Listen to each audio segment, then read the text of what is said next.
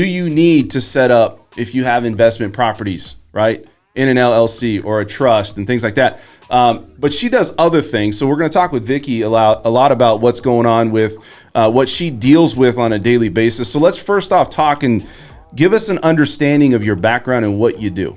Okay, well, I'm Vicki Greco of Nevada Small Business Consulting.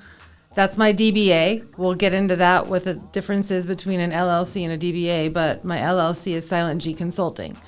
And basically, I help people form entities, whether it's a nonprofit or for-profit, an LLC. I don't recommend sole proprietors, but if that's what they want, that's a default entity, and that's fine.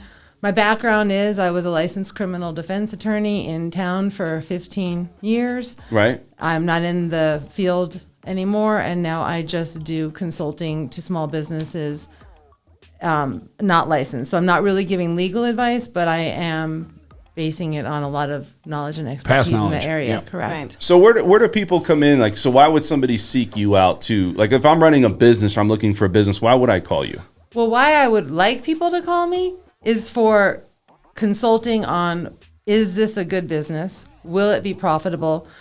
How do I know if it's going to be profitable, and what should I do?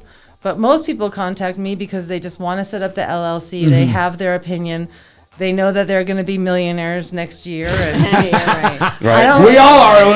That's why we do it, right? If they don't pay me for my opinion, I don't give it to them. But I will tell you, unfortunately, about 70% of the businesses that come without any consulting as to what they need to do and the paths they need to take fail. Right. Because everybody thinks their idea is the best Transition idea. with your business. Let's talk about some people that you deal with. Like, we always talk about, like, okay, what is the type of clientele that you really attract or people you work with? So what type of people come to you? I know you said real estate agents come to you because they don't understand being a sole proprietor, like you said, versus actually having an LLC or having something set up is completely different. It can save you a lot of money, right? Absolutely. Well, not only save you a lot of money, there's two aspects of an LLC that you want. It's the protection of your personal assets. So let's assume if you are a realtor, you have assets. And if you have assets, the liability component of the protection that you're going to get, realtors don't have as much liability as, let's say, a plumber who's going to go in and do somebody's pipe. So maybe the liability issue isn't a big deal, but everybody has that one crazy client that wants to sue you no matter what you did, even if you were right. And even if you don't have the liability issue and they sue you, your personal credit will go down during that 2 to 3 year legal process. So that's it. But for realtors, the LLC has a tax benefit of being taxed as an S Corp. So you hear a lot of people talking about, oh, I'm an S Corp.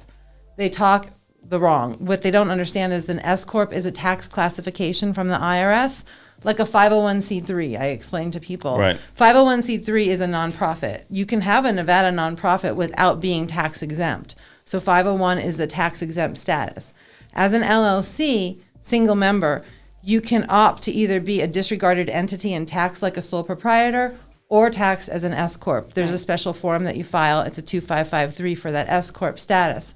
What that S Corp status does is make you an employee of your company, and you pay yourself a salary. And so if you take $100,000, the quickest way to explain it, $100,000 sole proprietor realtor makes $100,000.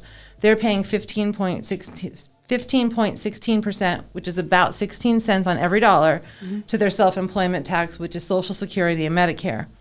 If you are taking that same $100,000 in an S Corp LLC, you put yourself on a reasonable salary, whatever your accountant says reasonable might be $40,000. You're only going to pay that 15% on that $40,000, and the rest is going to be taxed on a Schedule C through your personal return, and you don't have to pay that double. So you'll save $9,000 or $10,000 minimum, plus the other benefits that you can have, like you can write off your health insurance 100% towards your income.